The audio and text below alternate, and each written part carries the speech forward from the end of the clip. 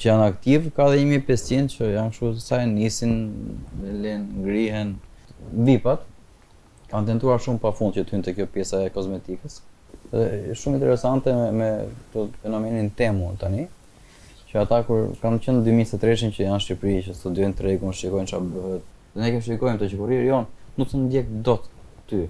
Ata në fillim fare bën tentativën që deri 22 euro nuk e kapnin taksat dhe detyrimet. Arsyeja pse doja që të kishim Erandin është sepse un kam shumë kohë që bashkëpunoj me Erandin, edhe Erandi është asur me mijëra instagramista ose njerëz që kanë nisur siç ju po nisni. Edhe doja ta pyesja për ca numra dhe për ca gabime që ka parë Erandi nga jashtëm që s'ka shitur, apo ke shitur ndonjë gjë online? Unë personalisht. Jo. Okej, pra e kemi të kthjellët nga ky aspekt, se nuk është i influencuar si një dikush që shet dhe tregon vetëm atë që ka funksionuar për atë person, po kemi dikë të jashtëm. Tani Erand, ti je bashkëthemelues dhe bashkëpronari Postës Ultra. Kam përshtypjen se është posta më e madhe tani. Aktualisht po. Po, ka nisur si jo më e madhe apo tash si më e madhe. Vetëm mund të na tregosh ca shifra, çfarë po ndodh tani në Shqipëri, edhe çfarë ka ndodhur, vetëm numra pakosh që po procesohen, mbase nga ty po nga të gjithë bashkë. Po. Edhe sa posta janë? Ta shpjegojmë të gjithë. E para një bë shumë mirë që ishte Sara ato që e kuptuan dhe të studentët se si funksionon kjo pjesa të kaluarit nga influencer në të bërë biznes. Dhe me përgjigjen e fundit që sa që do zgjidhte kontentin, sa biznesin e kuptoni sa e vështirë është të bësh biznes në Shqipëri. Pra është më mirë të bësh edhe kontentin se biznesin. Aktualisht në Shqipëri dorëzohen çdo ditë diku te 50.000 pako. Kështu që është një shifër shumë e madhe. Nga sa njerëz mund të jetë, nga sa kompani? 50.000 pako në ditë dërgohen. Kompani postare po themi? Jo, nga sa individ ose faqe ose sa mund të jenë klientët që dërgojnë afërsisht? Janë mbi 2500 klientë.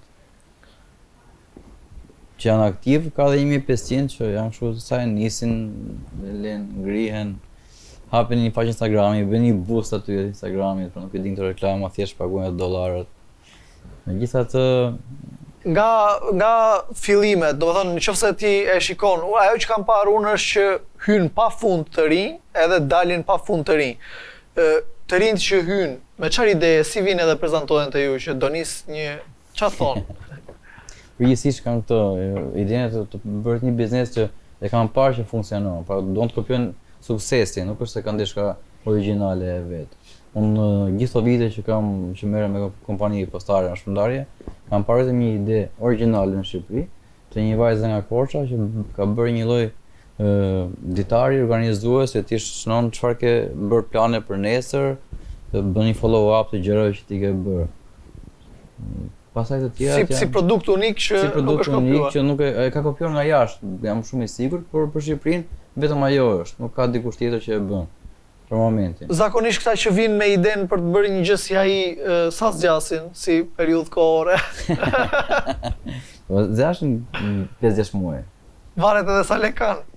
Nuk varet shumë tek dëshira që kanë, se pastaj kur fillon të bien lekët, bie dëshira për të marrë me këto pjesë. Edhe ke eksperjenca. Kujt ja vën fajin kur mbaron dëshira pastaj se besoj dikujt ja vën fajin. Ja vën fajin, po vonuajnë çik posta atje, po Instagrami më mori çik lekë më shumë se ç'duhet atje. Këto gjithmonë gjetin një arsye që. Po raste gjatë kësaj periudhe 4 vjet ke që je apo 5? Në post, jo me Ultra, në post. Me Ultra që me postën 2018. Pra 7 vjet gati. Gjatë tyre 7 viteve çka kanë qenë ca ide që ka nisur si qesharake për qef, po pastaj kanë shpërthyer. Pra, të marrim anën e suksesit tani. Idetë që kopjohen, ato që duan të kopjojnë, zakonisht deri në 6 muaj shkojnë. Ide që ka nisur nga qefi, si Sara që nisi kot e kishte fiksim. Ke vënë re njerëz që kanë nisur të shesin gjëra kot edhe pastaj kanë shpërthyer. Sigurisht mbase e kanë lënë më vonë se shumica e le. Jo, nuk e kanë lënë, kam disa shembuj të tillë. Ishte dy shok me njëri tjetrin që bënin këto stampimet e bluzave. Unë i përdor shumë këto stampimet personalisht. Që donin të bënin një bluzë për stampuar ke një kompani, nuk po gjenin dot kompani ku stampoheshe. u futën në Alibaba, e blen atë pajisjen $80 që një pajisje që bësh stampimi i bluzave. Dhe fillon bën bluzat e vetë si fillim fare, çfarë kishin dëshirë ata që të bënin. Pastaj duke parë njëri tjetrin dhe ata sot kanë një biznes shumë të mirë që bëjnë të stampimin e bluzave në Shqipëri dhe janë kështu shesin edhe në Kosovë dhe Maqedoni. Tani e blejmë cop, e qepin, pa e bën gjithë procesin vetë. Në fillim fare blejmë bluzat, pa nisën thjesht bëjmë bluzë vetën tonë, ta kemi me kështu me të logon, bënin ca dizajne, shumë interesante, tani kanë marrën e tyre. Tjetër ndonjë?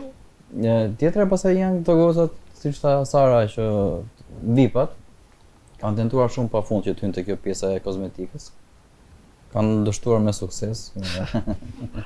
Dhe pjesa tjetër pastaj janë biznese që kanë qenë në retail, pra kanë pas dyqan fizik, pas pandemisë kaluan në online, kanë qëndruar. Ka pas ndonjë rast që ka shpërthyer ndonjë produkt si ato pjatat tona për shembull, që shitëm një herë 700 cop një pjatë, ndonjë produkt që ka shpërthyer në momente të caktuara, harrova ta pyesja Sarën për atë 1500 porosin çfarë ishte. Po gjithmonë shpërthejnë to, për shembull shpërtheu një radhë një filxhan kafeje me trëndafila, që nuk e kisha menduar kur që të shiteshe.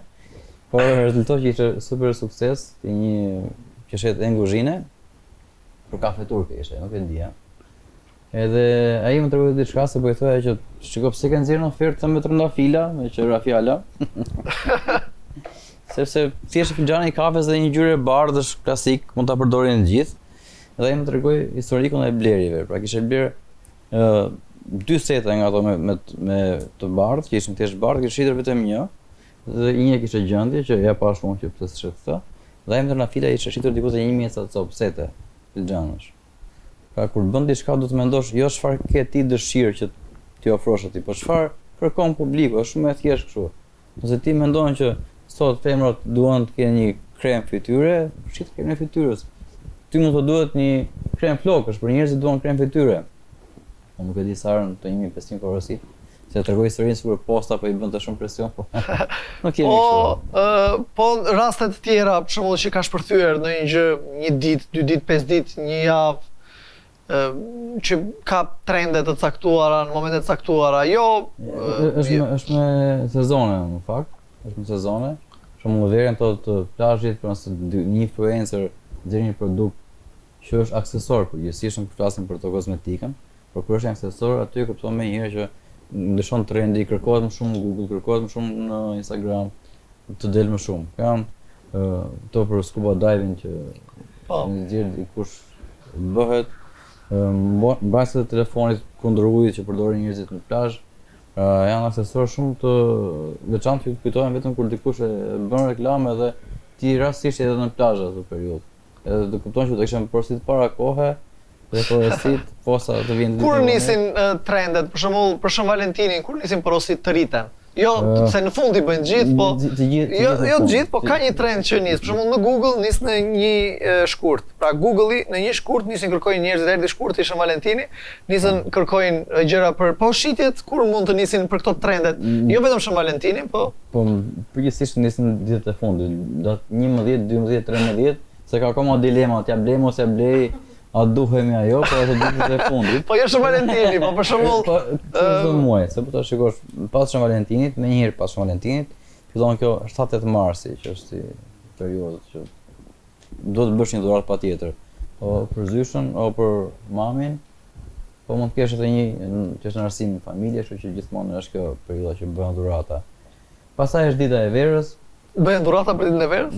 Po bëhen sepse janë sa njerëz që e festojnë shumë. Tani janë pashkët, pra ka gjithmonë. Okej, ka nga këto që bën forma vezësh. Ka gjithmonë një gjë që është në trend që njerëzit e porosisin. Kush janë festat që porosisin më shumë online njerëzit ose trendet ndërkombëtare që është Black Friday. Është Black Friday një, që është 7 marsi është gjithmonë festë që shet gjithmonë 7 marsi. Black Friday që thamë janë Krishtlindjet që shesin gjithmonë. Pra festat e fundvitit. Në Shqipëri ndodh që në Black Friday është e premtja e fundit e muajit nëntor dhe ne kemi 28-29 nëntorin që përgjithsisht janë këto data dhe i bashkojnë shitjet e festave me Black Friday. Po në aspektin e kategorive tani, çfarë shitet Si ndahen shitjet, ndarjen me thik nuk e bëjmë dot, po çfarë janë kategoritë që shitem? Shumë kozmetika, sa përqind mund të jetë? Është shumë interesante kozmetika se ka qenë 14% dhe ka shkuar 20%. Pra ka zënë vendin e dytë, pas fashionit që është 52%. Pra në 50.000 porosi, 25.000 janë rroba, atlete, përgjithsisht vlera nga femrat. Meshkujt janë më racional të kjo blerja, pra nëse realisht nuk i duhet, nuk jam për të hedhur ato xhinset, nuk ka nevojë për të bëjmë palë tjera, kështu që ndërsa për femrat. Kozmetika ka qenë 14%, ka shkuar 20%. Pati një ribashkim. Pra 70% është femra, kozmetikë dhe fashion. Edhe fashion është. Prandaj thash. Po 30% që? 17% është elektronika. Okej. Edhe pastaj pjesa tjetër është home, libra, gjithë. Edhe shumë interesante me këtë fenomenin Temu tani.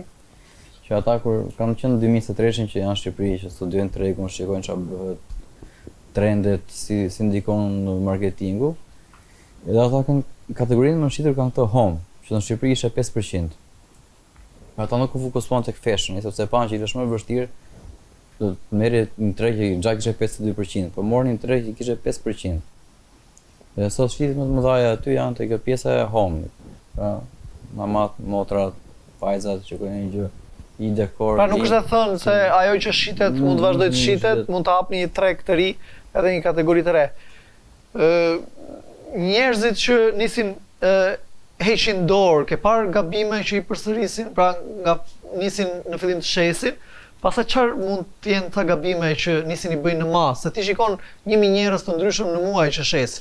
Ke një sy pak më të ftohtë se unë që shisja vetëm unë. Unë shikoj që arrin një fazë i bllokohen, pra nuk kanë më ide origjinale. Mundohen pastaj të kopjojnë diçka tjetër, edhe ti thjesht i bën një hon një brandi. Pra nëse ti mundohesh të kopjosh një faqe Instagrami së kozmetik për shembull, së kozmetik, thjesht bëhesh një satelit i asaj. Nëse njerëzit kur shikojnë së kozmetik, shikojnë të njëjtën content të prezantuar pothuajse si ajo, mendojnë që është ajo. Po shiencë mendojnë që është prapë ajo. Po do të ketë diçka origjinale, mos mendohet të kopjohet. Qoftë edhe backgroundi ku bëhen fotot.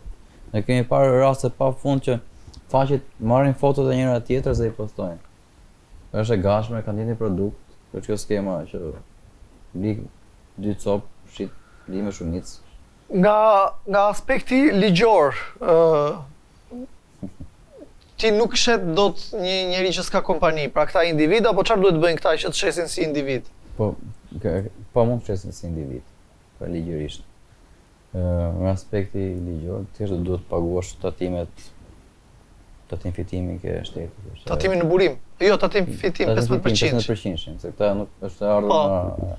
Ka dhe rrobat që keni në shtëpi mund t'i shisni lehtësisht, thjesht do të paguani atë 15% e shtetit.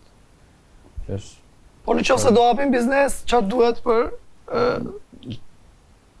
Po që të hapim biznes, pastaj thjesht të kenë niptin edhe të presin faturën në kupon, në kuti. Ose edhe elektronikisht, nuk është nevoja. Thjesht është shumë e rëndësishme që kur vijnë tatimet, ato të ardhurat që ti ke marrë ti kesh deklaruar. Po nga aspekti operacional, çfarë duhet të bëjnë ose çfarë ndodh për shembull në paketime, çojnë produkte pa paketim ose duhet paketuar, sa duhet paketuar, a vinë t'i sjellin juve apo ju ja merrni atyre? Është ajo rruga që thos Sara një herë në ditë kalonte, ndërkohë unë e di që ti vije edhe 3 herë në ditë. Kompania juaj nëse neve merreshim me marrëveshje. Si funksionon? Pra, kemi një kompani këtu, ka 5 porosi në ditë nesër. Çfarë bën operacionalisht? Do të kuptosh në momentin që ti hyn në komerc do të gjesh partnerin e duhur. Ajo që bëjnë disa është kërkojnë shtrimin e lirë kjo pjesa. Ndërkohë në fazën fillestare një biznesi duhet të përfaqësohet drejtësisht te klienti. Dhe pse është i ri, është shumë e rëndësishme si shikon klienti. Edhe kontakti mes biznesit online edhe klientit të shkojë ai kurrieri që shkon atje. Nëse kurrieri shkon është harbut, është i pasjellshëm, është pa uniform, sigurisht që impakti që ku e kam bler këto unë ka ardhur me shkrimdore dhe stepën e klientit kanë atë tendencën do të hap ta shikoj. Gjithmonë kjo ndodh kur ti ke një partner bashkëpunëtor që nuk përfaqëson drejtësisht në fund parë te klienti fundor. Pastaj bëhet para se të vi partneri i dur, bëhet kontrata pra me partnerin e dur dhe kontaktohet, bën një kontratë, merresh vesh oraret kur ti i ke gati porosit, që të vjen kurrieri, lajmëron për të ardhur kurrieri. Pra një kurrier nga posta vjen tek juve për t'ju marrë pakot. Edhe po patën pak pako apo? Edhe po kam pak pako, ne ofrojmë duke qenë që Po ju keni 40 pika më duket tani në Tiranë. Për momentin. Pra mund t'i sjellin edhe pika juaj. Nëse keni një pikë afër 40 në Tiranë, ju e çoni aty dhe nuk keni të prisni kur të vi kurrieri, nëse do vi. Dhe aty e sjellin me një letër, si e sjellin çfarë? Në sistem ne kemi dy opsione, pra. Opsioni i parë është ne japim një QR kod klientit, që kur regjistron dërgesën ne ngjit QR kodin mbi pako dhe atë skanon kurrieri dhe që aty fillon gjurmimi i pakos që e ka marrë kurrieri ka sjellë te magazina ka pranuar, e ka çuar këtu, pra ka që mund ta trakojnë online. Është gjithmonë njerëzit pyesin pse kaq shumë statuse për një dërgesë sa është dorëzuar, ndërkohë që është e gjithë rruga që ndjek pakoja. Është kjo end-to-end tracking që quhet, gjurmimi koral i dërgesës. E kemi detyrim nga kepi, këta e kanë gjitha postat, më kurse e kemi vetëm ne. Edhe aty kupton gjithë rrugën që ndjek porosia derisa dorëzohet te klienti final. Kjo ishte një formë, po kishte edhe formë tjetër? Format tjetër është nëse këta kanë printer, printojnë labelin që është me një herë ke pjesa aty. Okej, printojnë një etiketë edhe e ngjisin te patoja. Aty ku janë dhënat e dërguesit, marrësit, numër telefoni dhe pjesa tjetër. Sigurisht është një problem tjetër që ne në Shqipëri kemi shumë probleme me sistemin e adresave. Është problem kombëtar ky. Edhe shumë biznese i bën shkurt. Tiranë. Dhe ne kemi një emër Erandi, numër telefoni dhe adresa Tiranë. Dhe ne bëjmë një sortim aty, për që është semi automatik. Pra 50.000 pako, imagjinoni hallin edhe stresin që ndodh te posta. 50.000 pako nuk janë një post, janë disa, po sikur 1.000 pako të jenë edhe të gjitha Tiranë, tani ti duhet të optimizosh rrugën. Edhe ne kemi thënë gjithmonë bizneseve që ti adresë e ke klientin aty dhe thua lutem jep një adresë. Ku do të vi kurrieri ta sjellë këtu pakon se Tirana tani është shumë e madhe. Është se të gjesh një gjilpër në Kafsh, ku është kjo?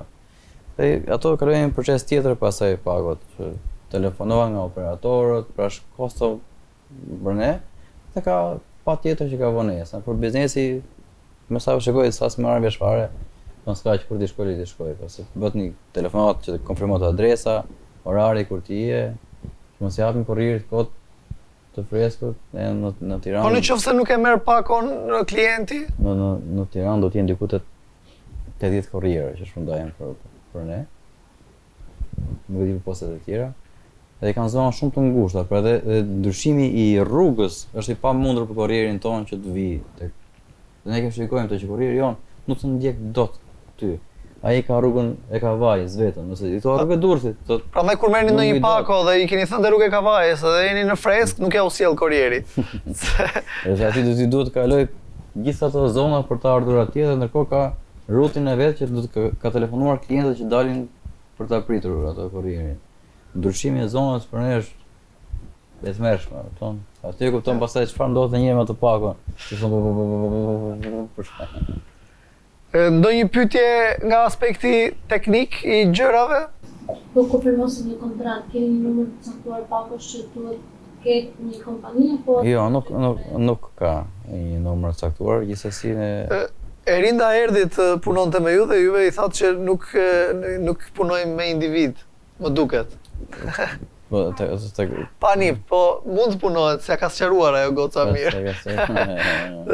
Ka marrë tek call centeri.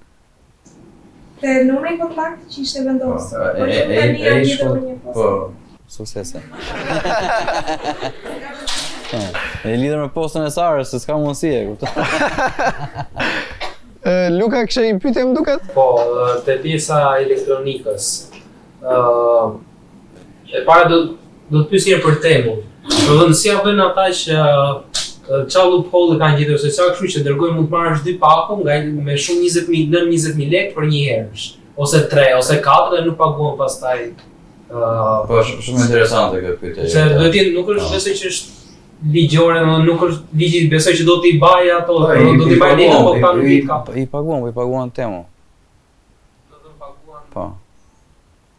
Nuk të paguan ti, po i paguan temu. Unë ruhesha që mos i bëj 20 pastaj kalon dhe jap bëj një Shiko, ata kur erdhën këtu, e para njëherë morën ligjin për si funksiononte ligji për e-komersin në Shqipëri, që ne nuk kemi ligj për e-komersin, i kemi përshtatur ligjin për shitjen e pakicës e e-komersit. Sepse ligjërisht nuk paka do të ketë kupon sipër sepse ti s'ke bërë aktim vlere. Kur bën aktim vlere, atëherë pret kuponin të ti marr. Gjithsesi, edhe por i paguan temu. Afërsisht temu i jep shtetit shqiptar në vit, që mendohet për 2025-ën, diku tek 40 milionë euro taksa. Kështu që janë vetëm nga temu janë 15.000 pako në ditë që nuk ka njëri që i kontrollon. Edhe shumë shpejt do shkoj 30.000 pako në ditë. Për momentin e kanë dalur se kaq kapacitet kanë postat. Po pas edhe një pyetje për te pjesa elektronike, do të thonë stepjet e klientëve, stepje nga ana jote, edhe çfarë janë problematikat që ka te dërgimi, te blerja, do të çfarë shef ti si posja? Po gjithmonë transporti është kjo pjesa e dëmtimit. Është shumë delikate kjo pjesa. Nuk është paketimi i duhur, se po flasim vetëm për rroba, por online shitet gjithçka. Duke filluar që tek televizori 75 polç, që është ai i madh i fare, edhe deri tek këto pixhanat e kafes. Edhe njerëzit kanë një gjë që nuk e kuptojnë dot që po nuk është paketimi i duhur, mundësia që të thyet është shumë e lartë. Ne kemi transport rrugor. Shoferi frenon një herë pa dashje, një herë deli grop, një herë deli qenë rrugës, e preu njerëzit mornin kështu. Mbaroi filmi, e kupton? Edhe nuk paguajnë siguracion, që është kjo opsioni i siguracionit, kur ne ja themi që shiko se duhet paguar siguracion, këto sepse ligjërisht ne të mbulojmë deri në 50.000 lekë të dëmit shkaktuar. Në rast se nuk ke paguar siguracion, dhe siguracioni është 0.85% e vlerës së produktit. Pra nëse shet një produkt 100.000 lekë, po flasim për 850 lekë. Dhe ata nuk janë dakord ta paguajnë të siguracion. Se duket kështu si diçka ekstra. Elektronika këtë ka si problem, vetëm atë pjesën e dëmtimit. Prisisht janë laptop, televizor, kamera, pra një moment i vogël ra produkti, se nuk është e mirë korririn dorë të pakon, edhe shko. Pa do të t'i tregoj një histori shumë interesante, kur ishte pandemia. Edhe njerëzit ishin gjithë shumë për shtëpia që fillon të bënin këto porosi ushqimet online. Dhe më merr telefonin një nga ata kurrierët, më thotë që do të ikin në shtëpi, por kam dhënë një porosi për të dorëzuar. I thash, pa problem, vjen marrun porosinë dhe ja çoj unë ti vazhdo. Dhe ja morë porositë, ishte ke rrugë e Elbasanit të shkolla Simboshe e familja, dhe më rësot i mora ato ushqimet në dorë sigurisht nga makina. A çova i ulën në tokë, ti bie ziles, se ti bie ziles. Doli ata, i ke lënë në tokë ato ushqimet? Thash po pse ti këtu se vera në marketi unë kështu? Po e kam marrë në makinë, furgon, kanë gjithë ditën vërdall. Tha mua, okay, futi brenda, merr telefonin pas 3 ditësh, më tha, më mungon një qumësht. Thash po tani po i lash të dezinfektohen 72 orë, tha, dhe tani i hapa edhe te ishte ajo që dezinfektohen 72 orë. Edhe perceptimi i klientëve kur bëni porosi online, mendojnë që këtë merr ky korririn në dorë dhe siç e ka marrë ai, po ma sjell mua më herë. Nuk kuptojnë që është një proces i pafundëm, derisa vjen tek klienti në Konispol pakoja. Ka kaluar 10 duar dhe mund të thyet në çdo fazë një produkt dhe nuk e dim. Derisa e hap klienti final që shikoj shtyr ky televizori. Me Valerin kemi patur raste pafund, televizorët i kapin kështu nga xhami edhe i nxjerrin nga kutia edhe duken gishtat aty që i thyen që ju ka vajtur i thyer. Pyetje tjetër? Sa veta janë kështu në e-commerce, këto që shesin kështu online? Nga 29 ekipe që janë ndërtuar, kam përshtypjen janë 11 ose 9 janë ata që ishin në e-commerce fokusuar. Pra 30%. Mi kanë menduar çfarë industrie kështu sa? Ata që po, me ata që kemi folur, po të gjithë kanë dëshirë të bëjnë edhe diçka në e-commerce. Pra, janë akoma në dilemën që çfarë do bëjnë, ca kanë nisur të testojnë, si puna e Erindës. Erinda? Çfarë po shet? Momentalisht jam e fokusuar te veshjet e personalizuara, që janë me fraza motivuese dhe minimaliste. Ajo që the me personalizimin. Qëndis edhe Për momentin jam me stampime, por që më vonë vendosim edhe me Ne ke vetë atë pajisën që më stampimet? Jo, kam një furnitor. Ti tani i ke faza që ble bluzën, bën dizajnin, shkon tek Valeri e stampon, pastaj e merr. Po Valeri është ai që ka atë atë pajisjen. Janë shumë energji të harxuara. Për thjesht për një produkt, më besoj këto. E kuptoj që tani ti ke energjitë të gjitha, po vjen një moment pasaj që thua tani do të ikë edhe një herë marrë bluza të tjera, unë atje, se ti më the se unë i bëra më, po të ndodhi kjo pjesë. Po i kanë një furnitor që i bën të gjitha, është më e lehtë mas. Po e ke në një vend që i bën të gjitha. Kemi ndonjë pyetje tjetër? Qellorezi. Ju të po shumë të pjesa e kësaj, pjesa e kombinimit të retailit me këtë, në e-commerce. Në e-commerce. Pjesa magazinimit. Keni bërë ndonjëherë pjesën e magazinimit të retailit ju apo si keni E kemi bërë. Tani jemi duke filluar një projekt për të bërë fulfillment. Kjo është ideja pra. Ndërtimi konceptimit të dropshipping edhe të fulfillment. Fulfillment, jo dropshipping. Eksaktësisht e kemi provuar edhe. Është një faqe që e bën me dropshipping, është tek fashioni. Ta themi jemi apo? Po thuaj. Është një megabrands.al. Pra ti hap një faqe. Po. Dropshipping është që ti shet mallat e dikujt tjetër, pra ti nuk ke as magazin as gjë, por me marketingun tënd, me sponsorizimet e tua, me influencën tënde, shet një mall që ka dikush tjetër. Dhe ja nis porosin atij, ai e paketon për ty, ai e postës, e dorëzon, ti merr komisionin tënd. Fitimin te pjesa tjetër. Por ndërkohë ti nuk ke as stok fizik. Dhe as të kokçarin e i vati e mori posta pjesa tjetër. Kujdes se dikush tjetër. Është një vajzë që e bën, kjo Jorida, ajo ka rrobat, të nis ti produktet që ti që ka ajo ka në gjendje dhe ti pastaj i nxjerr në rrjetet sociale. Ka automatike apo thjesht të dërgon Excelin me I ka edhe te webi, pra që ti mund t'i marrësh edhe ti i ka lidhur e webi, po, sistemi financiar. Edhe është transparente shitja që ti ke bërë kjo pjesa tjetër. Asaj pjesa nuk është mirë tani. Po me ne kjo pjesa, s'ma shikoj tek numri porosive. Kjo është ajo dropshipping. Fulfillment pastaj është kur ti ke mallin tënd që magazinon ke posta, edhe posta për ty e paketon, e ngjit labelin, e dorëzon në gjithë pjesën tjetër. Pret faturën. Pret edhe faturën dhe ti. Ne kemi marrë një magazin tani që do ta bëjmë këtë. Jo për tregun shqiptar, që të jemi sinqert, kemi disa kontrata me një kompani tjetër që bën fulfillment jashtë. Edhe që do të vinë në Shqipëri, është kjo Big Arena, nuk e di se keni para ata. Do të vinë në Shqipëri. Kanë ardhur në Maqedoni. Tani do të vinë edhe në Shqipëri. Thjesht 1500 metra katror magazin që kemi ne nuk ju del, edhe do duhet të kemi magazine të mëdha, kjo është si proces.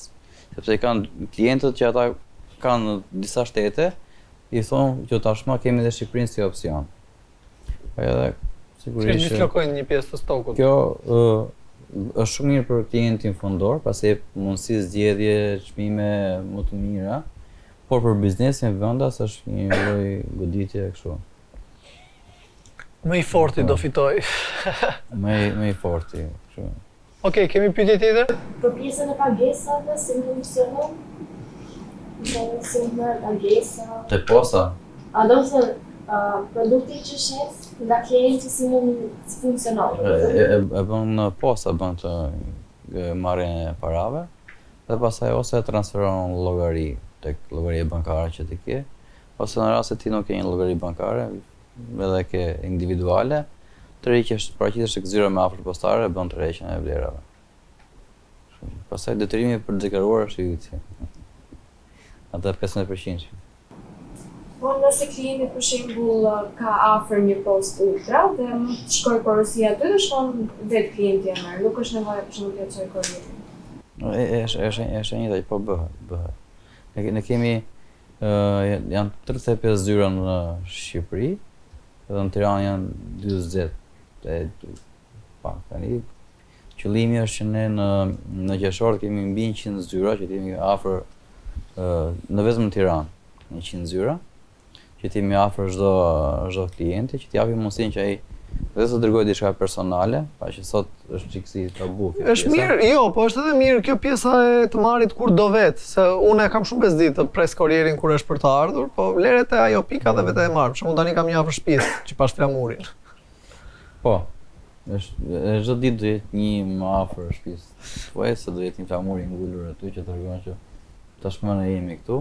E kemi bërë me partnerëve, këtu nuk kemi hapur dot vetë zyra.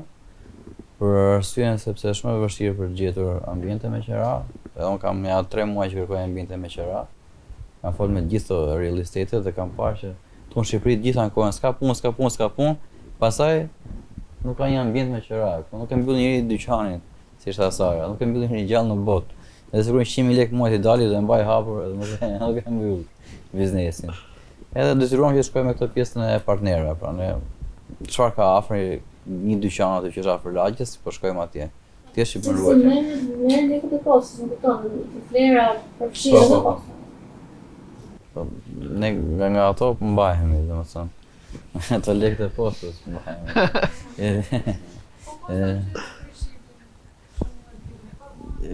Në Temu është shumë strategji e mirë marketingu, ajo që ta kuptoni çfarë ndodh me Temu. Temu është një lloj platforme që nuk shet individi apo biznesi, shet fabrika në Temu. E Temu ka arritur një lloj standardi tani që asnjë nga fabrikat që punon Temu nuk ka stok. Nuk ka stok në magazin. Është prodhim, shitje. Apo ka shmangur komplet procesën e magazinimit, promovimit të produkteve, gjithçka tjetër. Dhe çmimi që merr Temu, kur ju bini disa produkte që shkojnë 20.000 lekë, do keni parasysh që keni paguar edhe postën aty tek 20.000 lekësh. Imagjino sa i lirë është ai produkti që vjen aty. Tani ata po bëjnë disa teste. Për Shqipërinë do e hapin deri në 908 euro. Pra që mund blesh kjo pjesa.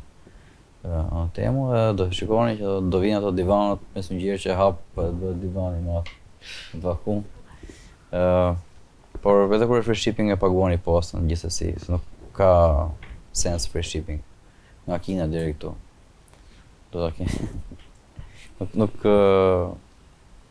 gjithsesi Temu është një platformë shumë e mirë për këto gjërat e lira dhe pa brende. Po e keni parë, pra nuk ka një lloj marke që është brand ndërkombëtar dhe kjo pjesa aty. Po një kasë telefoni që kjo kasa. Kjo është Xiaomi. Nuk kishte në Shqipëri gjallë në botë shumë. Është Xiaomi s'para që përdorin. Dhe unë e bleva në Temu 1.700 lekë. 170 lekë. Po, 170 lekë. Në kohë që këtu po ishte ky i Samsung C4-s, tu ishte 12.000 lekë, atje ka marrë 2.400 lekë. Ai edhe këtë 2.400 lekë shi fiton. Se më detyroi mua që të blija edhe sa gjëra të tjera që të shkonte vlera 20.000 lekë.